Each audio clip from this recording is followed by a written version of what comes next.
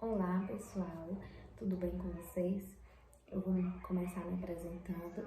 Meu nome é Camila, eu serei a nova professora de vocês e estarei dando aula na disciplina de português e redação. Nessa aula de hoje, nós vamos revisar o conteúdo que foi visto anteriormente. Anteriormente, foi dado os seguintes conteúdos: artigo, numeral, pronome, sujeito, voz ativa e passiva, verbo, preposição e advérbio. Iremos começar pelo artigo, ele está na página 99 do livro de vocês. O artigo, ele tem como função classificar o substantivo. Lembre-se, pessoal, ele vem sempre antes do substantivo e serve para qualificar. Eles são palavras variáveis, ou seja, eles são sujeitos à mudança. Que mudança? Mudança de gênero e de numeral.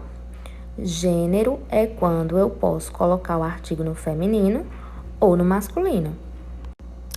E no numeral é quando eu tenho um ou mais sujeitos. Eles são divididos em artigos definidos e indefinidos. Os artigos definidos é o, a, os e as. Os indefinidos são um, uma, uns e umas. Nesses exemplos nós temos: os livros foram postos sobre a mesa. O artigo é os. Ele está no definido, seu gênero é masculino e ele está no plural. O numeral é plural. No segundo exemplo, nós temos: um livro foi posto sobre a mesa. Então, nós temos um artigo indefinido, pois nós não sabemos qual livro foi posto sobre a mesa. Só sabemos que algum livro foi posto sobre a mesa. Então, nós temos também um gênero masculino e um numeral singular. No numeral, eu não vou me aprofundar muito, pois, como nós sabemos, frases que possuem numeral é quando indica quantidade, indica posição, e esse numeral ele acaba que sendo um adjetivo. Por exemplo, aí no livro de vocês, na página 101, nós temos um exemplo que diz assim: 4 pessoas. Então, eu estou indicando uma quantidade de pessoa. Eu estou qualificando uma quantidade de pessoa. Então, ele acaba se tornando um adjetivo numeral. Quando eu falo 1/3 da pizza, por exemplo, eu estou me referindo à pizza, ou seja, é um adjetivo numeral. Estou me referindo à quantidade de pizza. Entenderam, pessoal? Uma coisa muito importante também que eu quero explicar aqui para vocês é sobre o pronome, que caiu na prova de vocês e vocês tiveram muita dúvida. Nós temos vários tipos de pronome.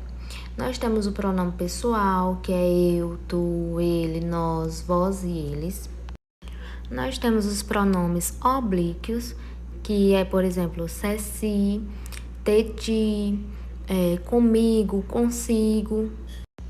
No caso dos pronomes possessivos, como o nome já está dizendo, indica posse, indica que algo é de alguém, indica que alguma coisa pertence a alguém. E os demonstrativos também já está dizendo o nome, de demonstrar. Significa dizer que alguém quer mostrar alguma coisa precisa ser visto. No caso do sujeito, como sabemos, o sujeito é uma das partes principais, porque nós temos o sujeito e nós temos o predicado da oração. Então, o sujeito é o termo da oração que refere-se ou anuncia alguma coisa. Esse sujeito ele vai ter que fazer alguma coisa. ele vai ter que sentir alguma coisa. Então, a frase está se referindo ao sujeito também. Ele é uma parte importante da oração. Uma das coisas principais que devemos fazer em uma oração é analisar primeiramente quem é o sujeito. Por exemplo, ela foi ao mercado. Quem foi ao mercado? Ela. Então, o sujeito é ela. A professora não lhes deu mais nenhuma oportunidade para recuperar a nota. Então, quem não deu a oportunidade foi a professora. Então, automaticamente a gente percebe que o sujeito é a professora. Este lápis é da minha melhor amiga. Então, o que é da minha melhor amiga? O lápis. Então, o sujeito é o lápis. Então, vamos lá, pessoal. A gente consegue identificar aí os pronomes, os artigos e o substantivo diante do que a gente já estudou. Exemplo, na primeira frase, nós temos ela. Ela é um pronome pessoal. Na segunda frase, nós temos a professora, lembrando que a é um artigo, professora é um sujeito e lhes é um pronome oblíquo. Na terceira frase, nós temos este, que quer nos mostrar alguma coisa, no caso, nós estamos mostrando o lápis, o que automaticamente percebemos que esse pronome é um pronome demonstrativo. Lápis é o sujeito e nós temos mais um pronome, que é o pronome possessivo, indica posse. Quem é o dono do lápis? Minha melhor amiga, certo, pessoal? Agora nós temos a voz ativa e a voz passiva. Lembre-se, a voz ativa é quando o sujeito ele pratica a ação. Então, nessa frase, ele foi ao mercado comprar frutas, a gente identifica que alguém foi ao mercado. E quem foi ao mercado? O sujeito, que no caso seria ele. Que também a gente identifica que ele é um pronome pessoal. No caso da voz passiva, não é o sujeito que vai fazer, não é o sujeito que vai realizar a ação. Ele vai receber uma ação. E aí a frase ficaria: as frutas foram compradas por eles, porque as frutas elas vão precisar de alguém para ser compradas. Então, repetindo, voz ativa é o sujeito praticando e voz passiva é ele recebendo a ação. Agora nós vamos estudar verbo. Nós temos os verbos intransitivos e os verbos transitivos. O transitivo ele se divide em direto e indireto. O verbo intransitivo é o que não precisa de complemento. Por exemplo, quando eu digo o bebê caiu, eu não preciso dizer como foi que ele caiu, de onde ele caiu, porque o verbo me faz entender que alguém caiu. No verbo transitivo direto é quando eu preciso de um complemento. Porém, este complemento, ele não precisa vir acompanhado de uma preposição. Maria comeu ovos. Então, pessoal, Maria comeu.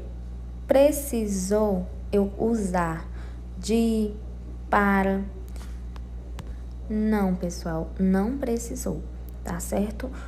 A gente percebe que a palavra ovos está ligada junto com o verbo, comeu. O verbo transitivo indireto, ele precisa de um complemento para que haja um significado na frase. Ou seja, ele vai precisar de uma preposição. Eu não posso falar algumas palavras que complementam o verbo sem usar elas. Percebam aqui comigo, eu poderia usar essa frase, eu acredito você? Não, não daria certo. Então, eu precisei de uma preposição em. Eu acredito em você. Então, eu uso a preposição.